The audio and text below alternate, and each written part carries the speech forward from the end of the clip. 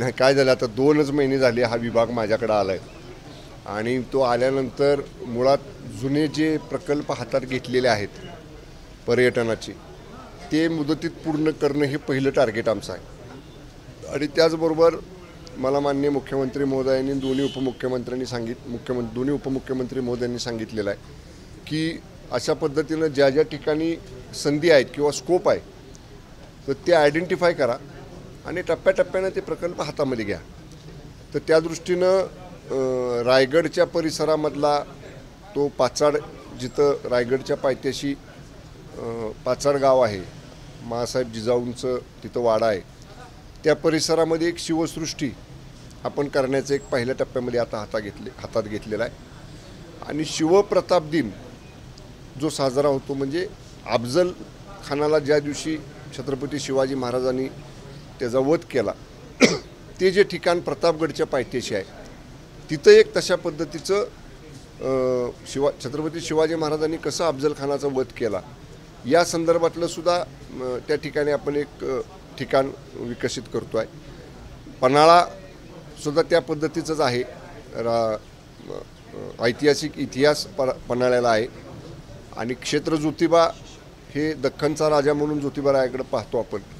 तर त्या बाबतीत सुद्धा मला मगाशी ज्योतिबागडावर सुद्धा तिथल्या लोकांनी विचारलं तेव्हा मी सांगितलं की मंत्रिमंडळातले आमचे 2 सहकारी माननीय मुश्रीफ साहेब आणि माननीय आंबेडकर साहेब त्यांच्याबरोबर आणि जिल्ह्यातल्या स्थानिक आमदारांच्या बरोबर मी प्राथमिक चर्चा करेन आणि पन्हाळा असेल किंवा ज्योतिबा असेल या ठिकाणी कशा पद्धतीनं पर्यटनाच्या प्रकल्पाला याच वर्षामध्ये प्रायोरिटीमध्ये घेता येईल त्यासाठी निश्चितपणे माझे प्रयत्न राहतील. माजी मुख्यमंत्री एकनाथ शिंदेंनी पंढरपूरमध्ये जो स्कायवॉकला परवानगी दिली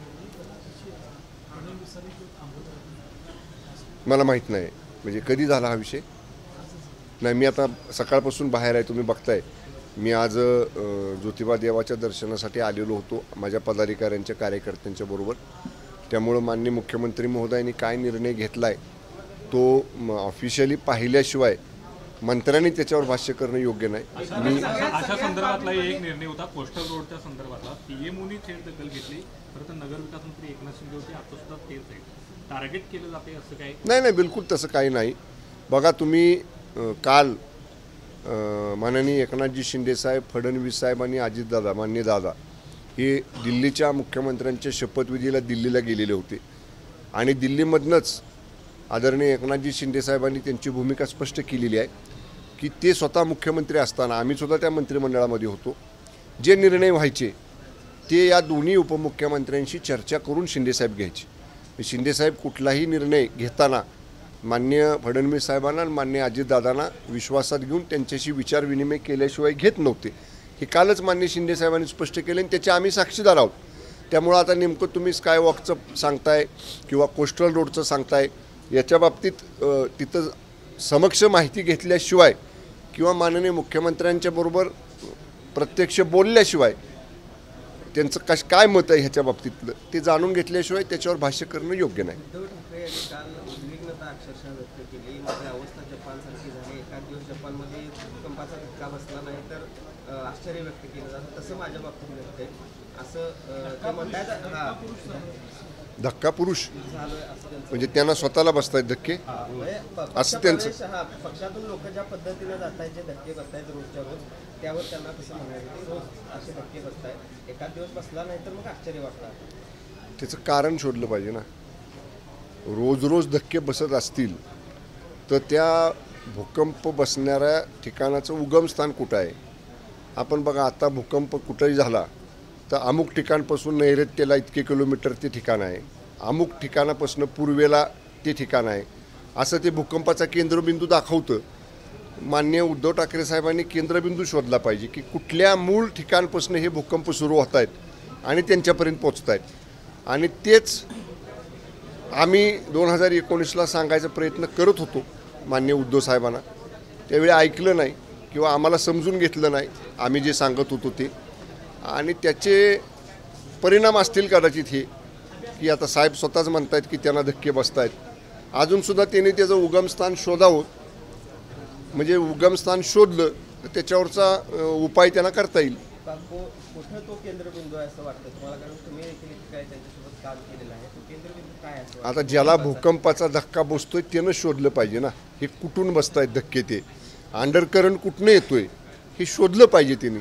शोधा म्हणजे सापडेल. पश्चिम महाराष्ट्रामध्ये भाजपनं अनेकांना घेण्याची तयारी ठरवलेली आहे पक्षामध्ये.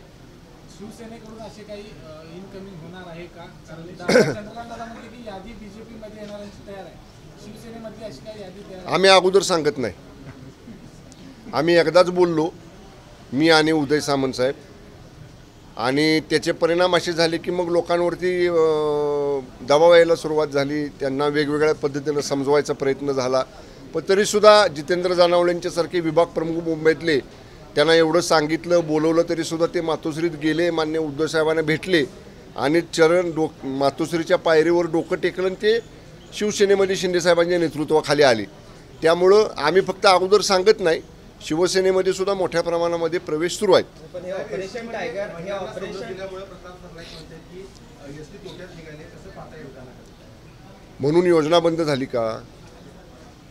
माननीय प्रताप सरनाईक साहेबांचा उद्देश काय होता की एस टी ही तोट्यात पहिल्यापासूनच आहे.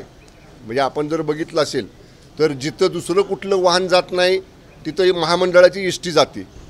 विद्यार्थ्यांच्या शाळा कॉलेजच्या टाईमला बाकी खाजगी वाहतूक व्यवस्था असणाऱ्या यंत्रणा जात नाहीत, पण आपली एस टी जाते.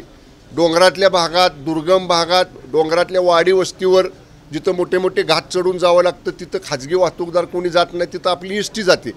त्यामुळं एस टी महामंडळ हे तोट्यात आलं.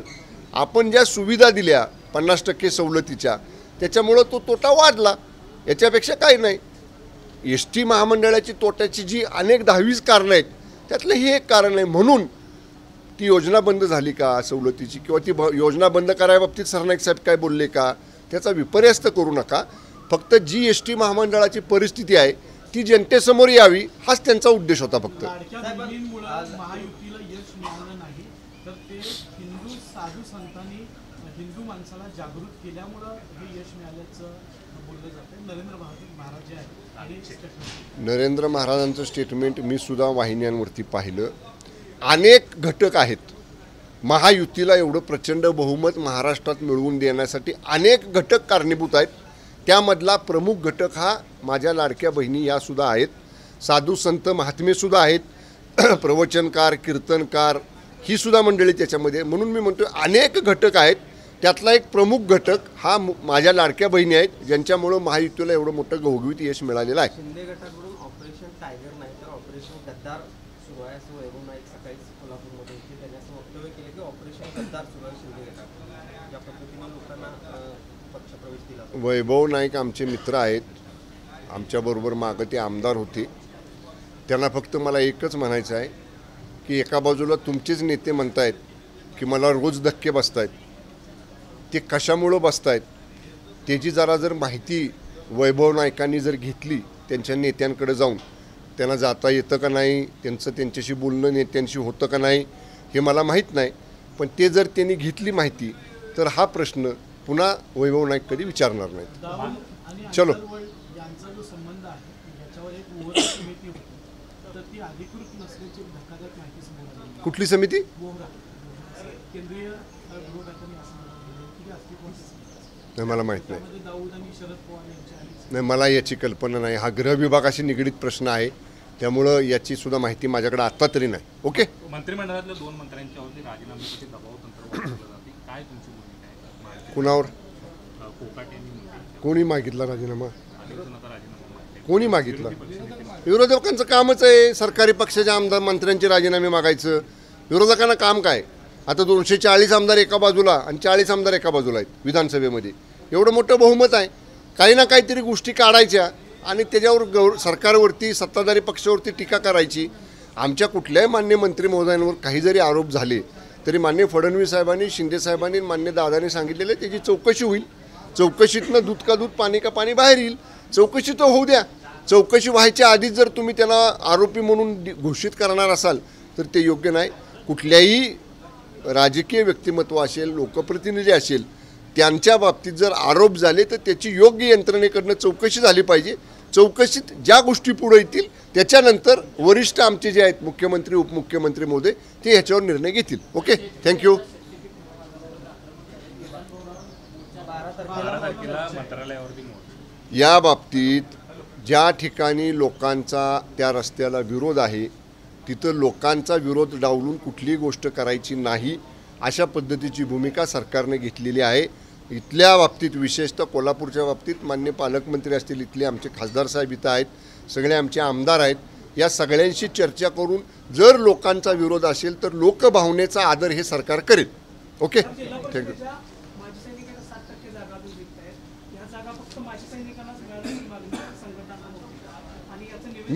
मी माजी सैनिक कल्याण विभाग माझ्याकडे आल्यानंतर मी प्रत्येक विभागामध्ये किती पदं रिक्त आहेत, एक सर्व्हिसमनसाठी राखीव ठेवलेली, ती आल्यानंतर दर 2 महिन्यातनं ज्यावेळी नवीन भरती कुठल्याही विभागात निघेल त्यांनी अनिवार्य पद्धतीनं माजी सैनिकांचा कोटा भरला पाहिजे, याच्यासाठी माजी सैनिक कल्याण विभागामार्फत निश्चितपणे भूमिका घेतली जाईल.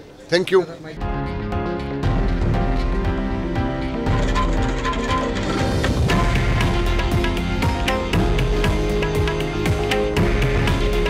हे आहे देशातील नंबर 1 न्यूज नेटवर्क आणि आपण पाहत आहात TV9 मराठी. काळजी तुमची, हित महाराष्ट्राचं.